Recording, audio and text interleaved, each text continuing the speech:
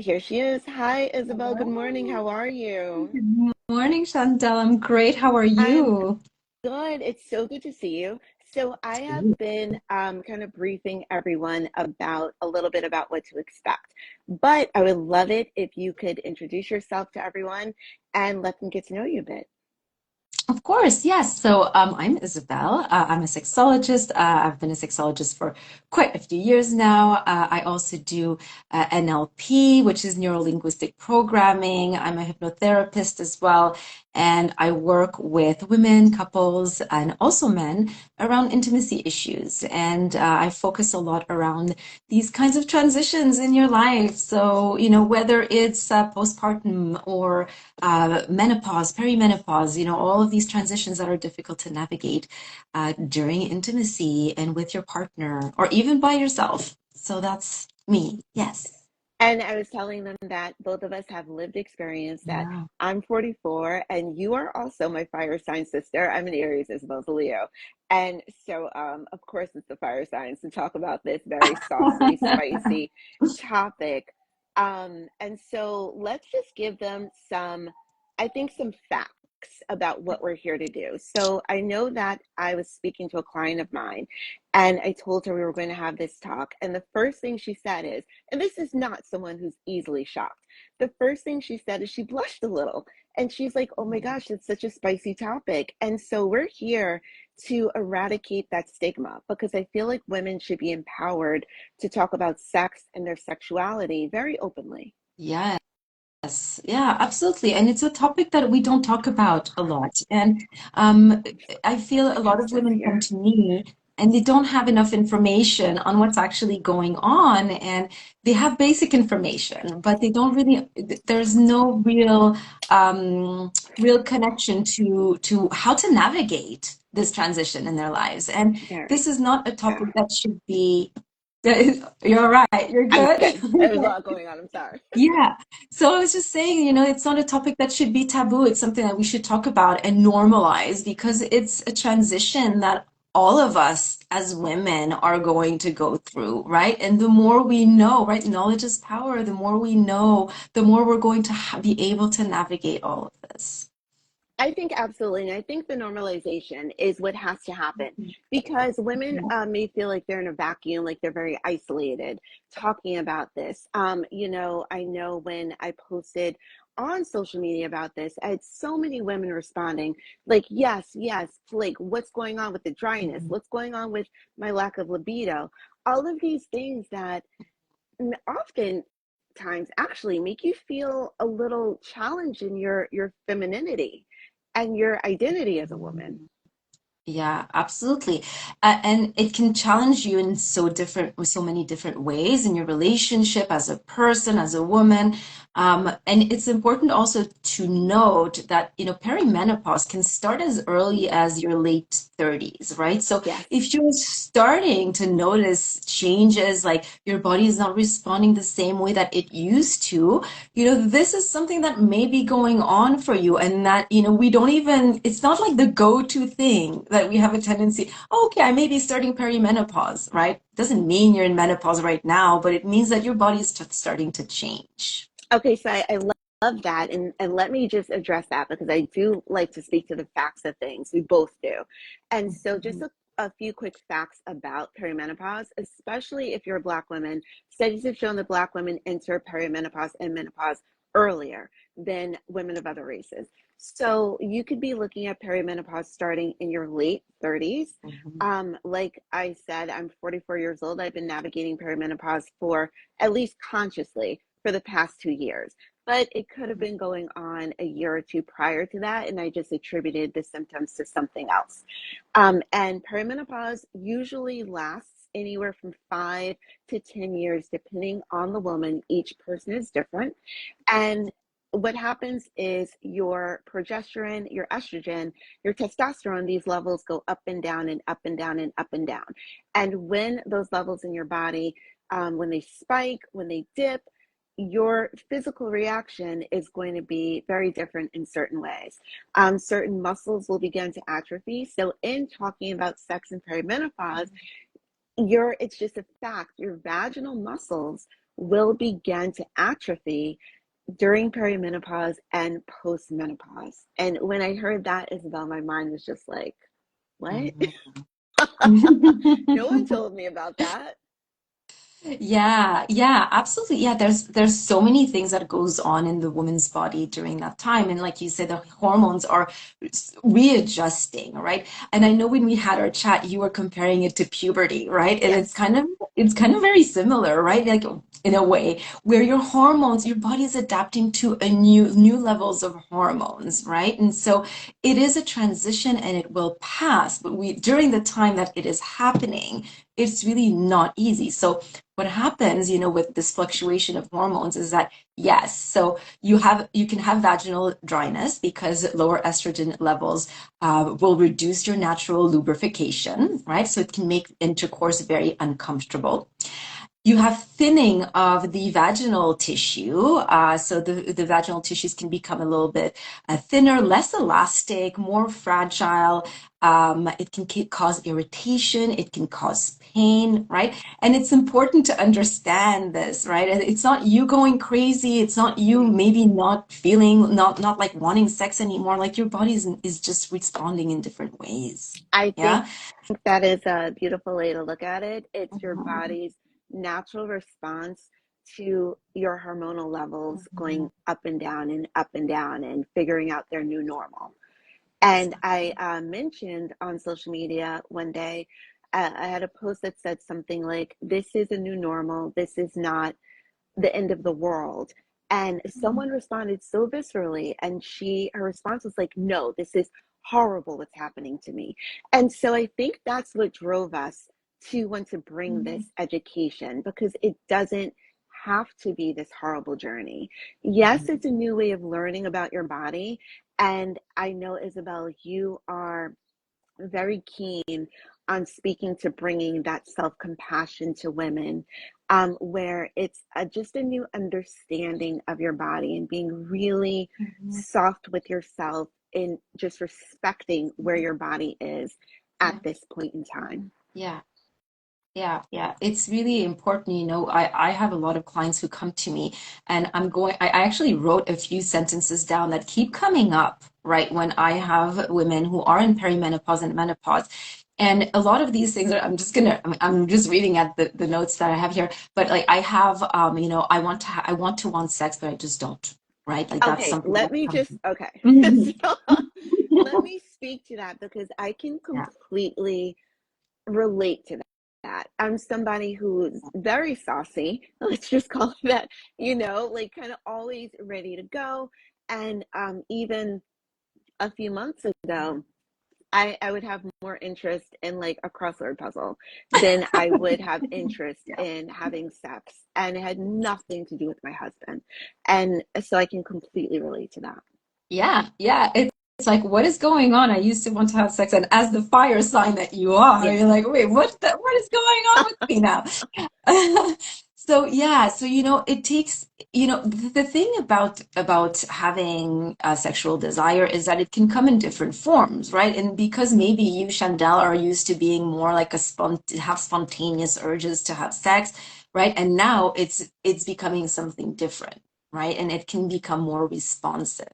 And being more responsive is that you need to allow your desire to surface with the opportunity of, touch, context, certain stimulations, right? And it's not something that's just going to pop up. If you wait for your sex drive to come back during menopause or perimenopause, you're going to wait a long time. Okay. So it may happen for sure. It may happen, but it's important to just stay with that awareness that it may not, and it's okay that it doesn't, and it's okay to just give yourself that space and that time and the opportunities to feel like uh you're feeling like gradually aroused, and then your desire shows up. It's like, oh, okay, my body's responding now, right? Maybe it's taking a little bit longer, right, but it's still responding. And then you're like, okay, maybe I'm in the mood, right, to have any kind of sexual experience with my partner. And I think, to speak to your point, I think women also have to give themselves grace, because even in that trying to allow for yourself to become aroused. The reality is you're now living in a body that is physically older than your body was 15 years ago. Yeah. Your body is going through certain changes. So while you may become aroused mentally, emotionally, you may not see the same physical response. And let's just speak very plainly, you may not have the lubrication that you had when you were Mhm. aroused 5, 10 years ago, even 2, 3 years ago. And this is nothing that's wrong with you. Mhm. This is just your body may be unable to produce that at this point in time. And I Yeah. think that what we spoke about and what I know you deal a lot with is how do women let their partners understand that this Mhm. is not a reaction of them being less interested in their partner, that there's no love lost, Mhm. basically. Because Mhm. sometimes I that can be very challenging. Yeah. Yeah, no, for sure, for sure. And I think, one of the first things is really, understanding yourself that, sometimes we have a tendency of questioning when these things happen, our relationship, the love we have for that person. Maybe I'm not attracted to them anymore. Maybe this is the beginning of the end of the relationship. So the first step is really to be gentle with yourself. You're adapting to change. You're not failing. It doesn't mean that this is a reflection on your relationship, and maybe at the moment you're having more mood swings or you're feeling more irritable, right? And there's all so much going on. Your relationship with your body is also changing. And so, just first of all, realizing, what is happening, and that this is a transition, right? It's crap. I'm not gonna lie to you, right? Like, of course, like that, that woman who responded to you saying like, it's horrible. It is horrible. It's not a fun thing to go through. Of course it's not, right? But we need to remove pressure. So when it comes to your partner, the first thing is to understand exactly, what the changes are in your body, because if you don't understand what's going on, it's going to be very difficult for you to have a conversation with your partner, Yes. because your partner is going to have questions and you're not going to have any answers, right? And the more you're the expert of your own self, the more you're going to be able to teach your partner what's going on with you and what you need, right? And we can go into this a little bit later on like how to rebuild that intimacy with your partner or make it something different. But I would say that's the first step. Hmm. I think that's great. And I think we can talk about that because it is, if your partner doesn't understand, like you said, first of all, I think it's so super important to educate yourself. And this is why we're here today. Yeah. This is why I do what I do. This is why you do what you do, because we want to empower women to really understand what's going on with their bodies.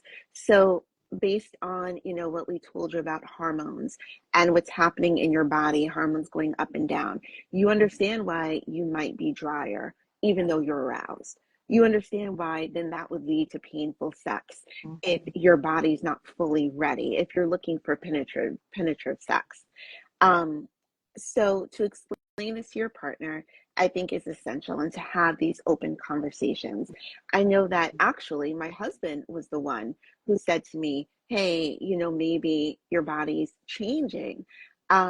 Because funny story, I actually thought like 2 years ago I hadn't had my period for maybe maybe a month and a half, and that was very, very abnormal for me. And so I said to him, I'm 42 years old then, and I said, I think I might be pregnant. And he was like, yeah, I don't think so. He's like, he's like, maybe your body, he's like, maybe your body's just changing.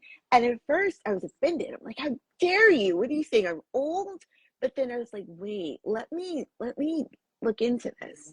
And that's when it hit me like a ton of bricks. And I was like, oh my gosh, no one told me this. No one told me to Mhm. be on the lookout. No one told me that all of these things are going to happen. And I think I'm very lucky to have a husband who I can have these open discussions with. He knows so much about perimenopause, but I think opening that conversation to your partner, be it whoever you're partnered with, is essential so that they can have more compassion, Mhm. and maybe some understanding of what you're going through. Yeah, absolutely. And if the problem when you don't have those open conversations is that your partner is going to continue coming to you or responding to you in the way that they've always been, right? And suddenly it doesn't work for you anymore. And so, they don't know. They're not, and I say this in every live, every single live I have with people. I say this every time. Your partner is not a mind reader. You are not a mind reader. They don't know what's going on with you unless you are able to express that to them. And I know it's a sensitive topic. Sometimes it's really difficult to open up these kinds of conversation, but it's going to help if you have compassion towards yourself, allow yourself to express that to them. They will have more compassion towards you, and you're going to be able to find that way together moving forward. I love that. And so let's talk about some physical things that, or like some actual strategies women can use to Mhm. kind of come back to themselves. Because the one thing that I hear when I speak to my clients is, I don't feel like myself. The woman Mhm. that you have been for your entire life, all of a sudden you don't feel like this woman anymore. And that can just put you into a really dark place. So, what are some things that women can do Mhm. to feel more like themselves Yeah. again? So it's really tough to have that feeling where you're disconnected from your body, right? You don't know, you're not feeling the way you used to, right? So I think like the first thing is to really, sit with how you're feeling right now. I think you really need to learn to have a new relationship with your body, right? It's like dating your body again, right? Like you're getting to know it, you're relearning it.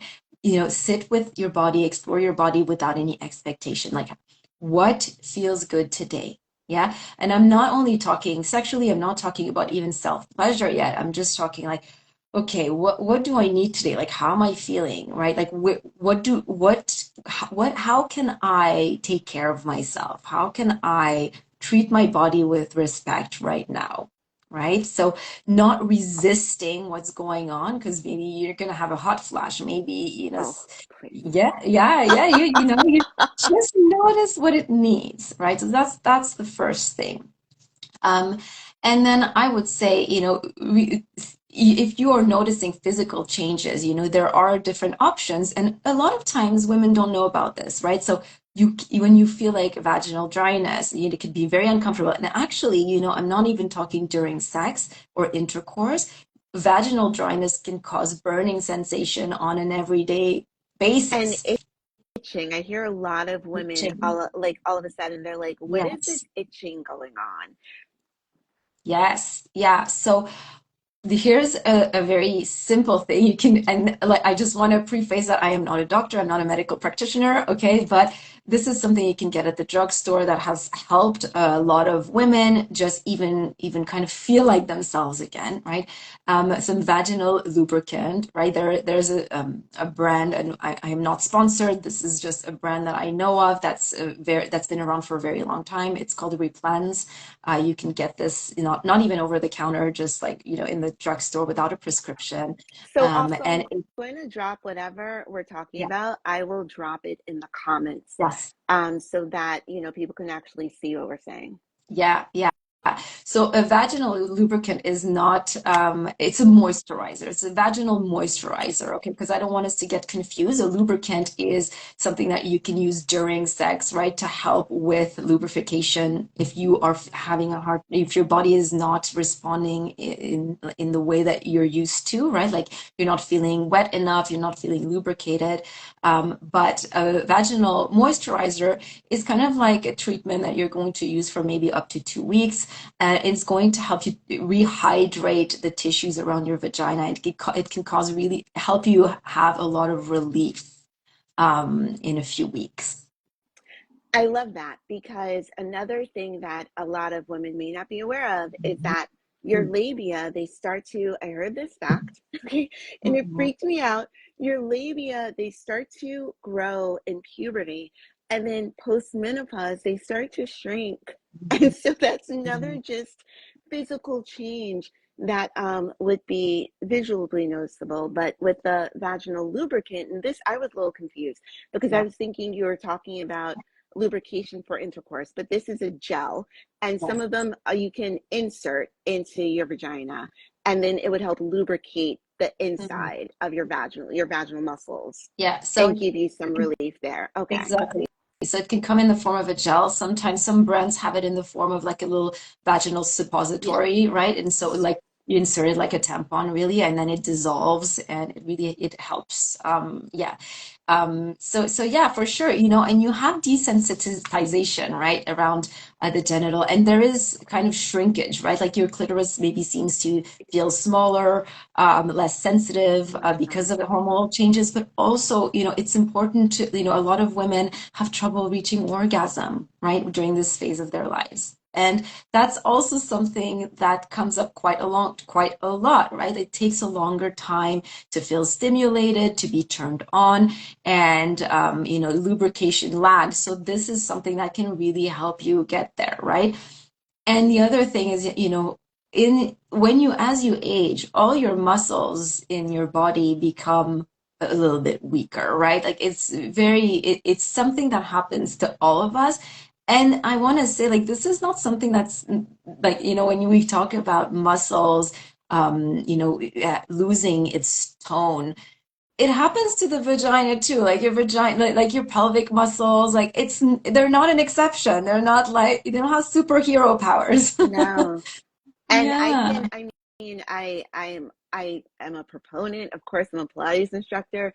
Every woman at some point in her life, I think there are 2 points in your life where you really have to think about pelvic floor strength and pelvic floor therapy if needed. One is post pregnancy, if you've ever been pregnant, whether or not you've had a child, Yeah. whether or not you've had a C-section, whatever, you need pelvic floor therapy after. And then at this stage of life, I think that every woman should take a look at her pelvic floor strength, because certain things that I don't want women to think they have to just deal with. Urinary leakage, that can happen when your pelvic floor muscles become atrophied, become weaker. Um, where you're leaking when you cough or sneeze or run or jump or anything that has impact, it's going to make impact on your pelvic floor.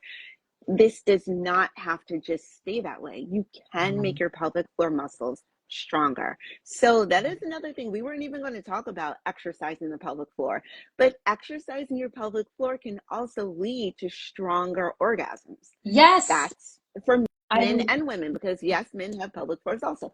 So if you learn to exercise your pelvic floor, I'm not just talking Kegels, we can bring some life back into the old girl. We can make the orgasm stronger and better. Yeah. And so I know that we were also discussing, we spoke a little bit about lubricants for intercourse. Can you talk a little bit more to that? Yes, so you have different kinds of lubricants that you can use during intercourse, right? And I think, let's not forget about lube. Like should be your best friend right now. And it's not nothing shameful, Yeah. right? Like it's something that's going to help you have pleasure. There's something really important in the fact that if you do not have pleasure during sex with your partner, you're not going to want it again, right? Like, so you're going to be caught in that vicious cycle. So use lube. Lube is your best friend. So there are different kinds of lubes.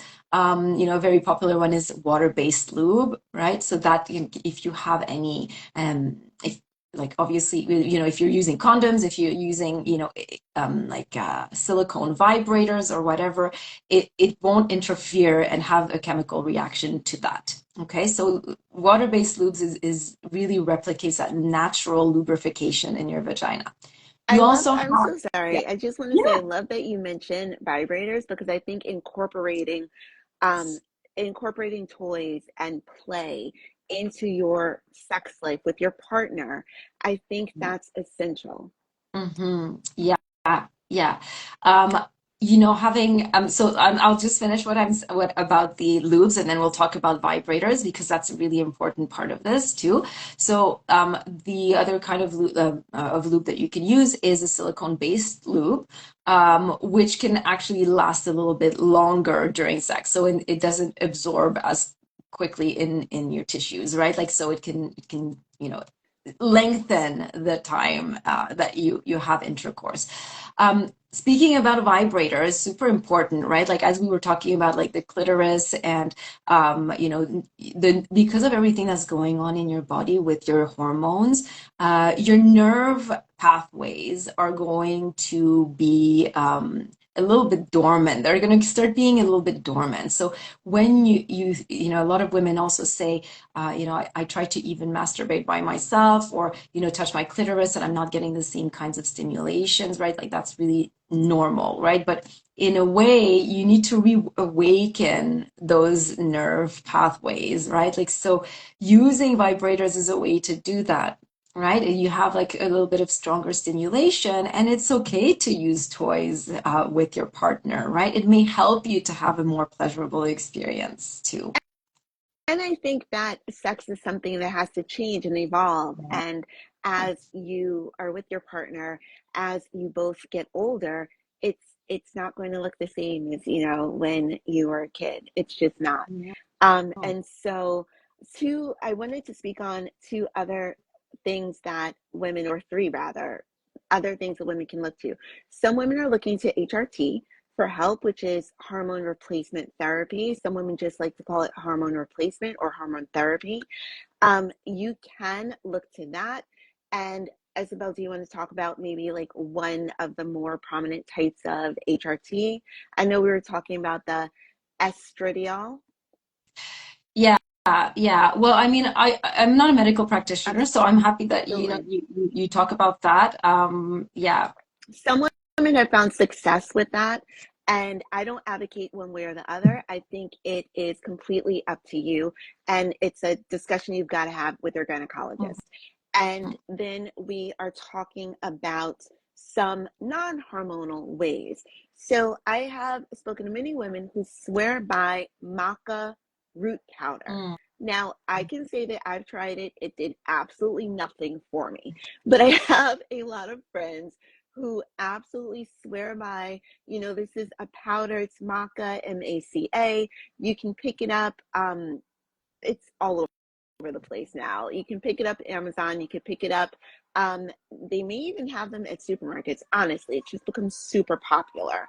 And you can add it to smoothies or what have you. Mhm. I'm in New York. There's a lot going on. I'm sorry. No, okay, yeah. So supplements, yeah. So supplements, you can try to use supplements, so, like you say, for some women it works, for some women it doesn't work.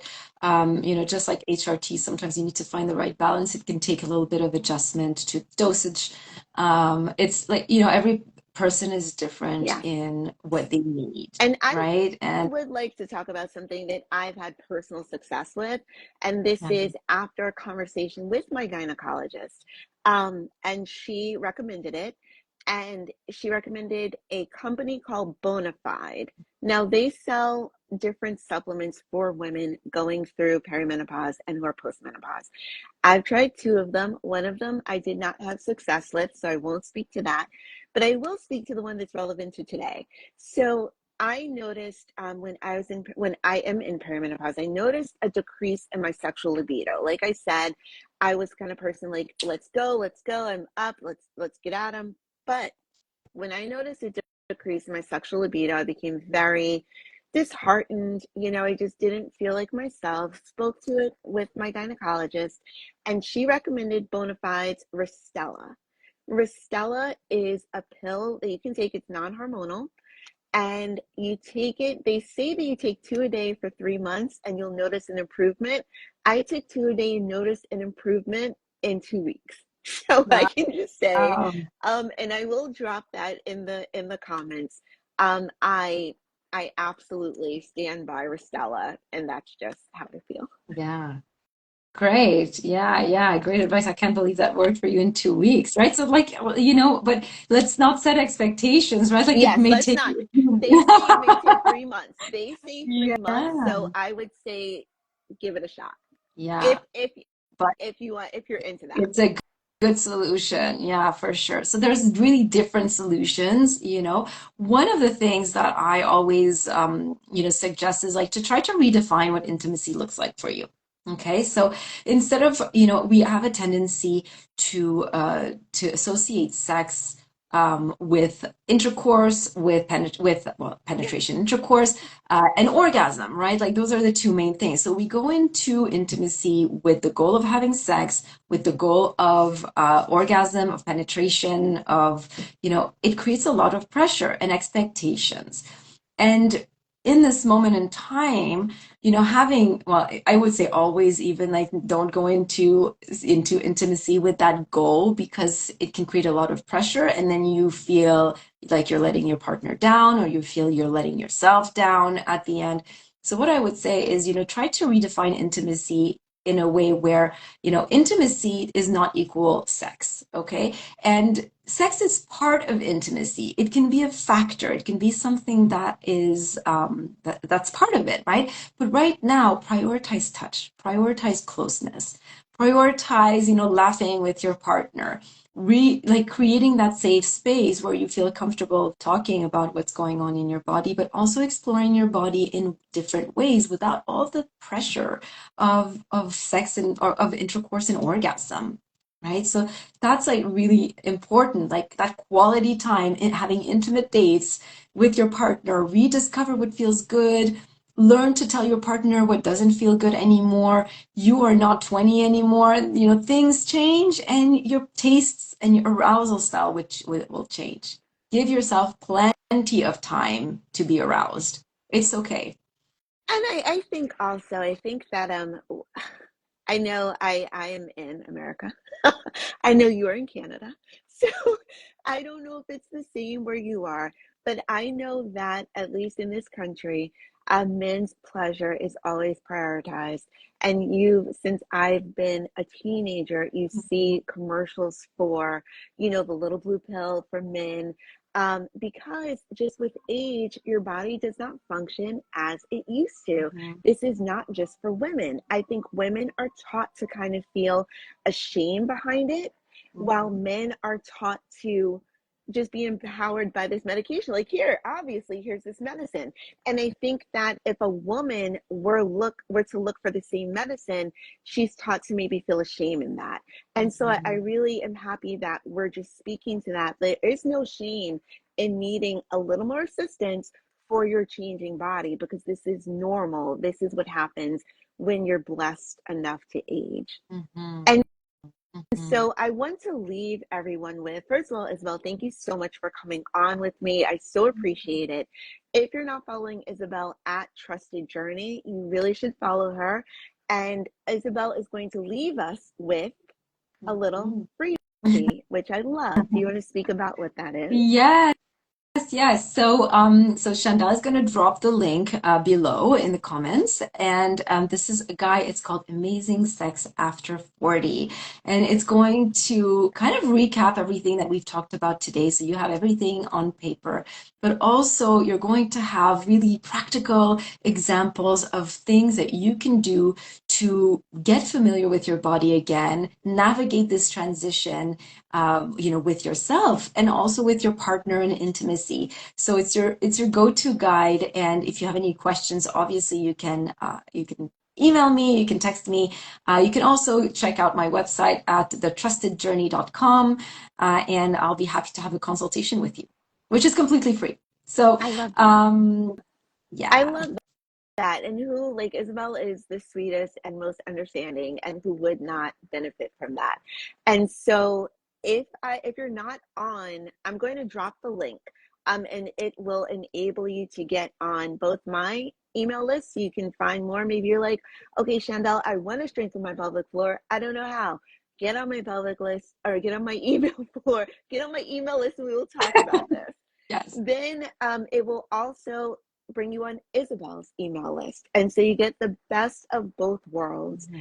And I just want to say, Isabel, thank you so much. It has been an absolute pleasure to speak to you about this morning. And I know we are looking forward to having another discussion like this on another platform, which will remain nameless. But we're looking forward to talking about it again. So if you're not following Isabel, please do follow her so you can find out more about that. All right. Thanks, Chantal, for having me. I always love having these chats with you, and we will talk very soon. Okay, Isabel, bye. Okay, bye.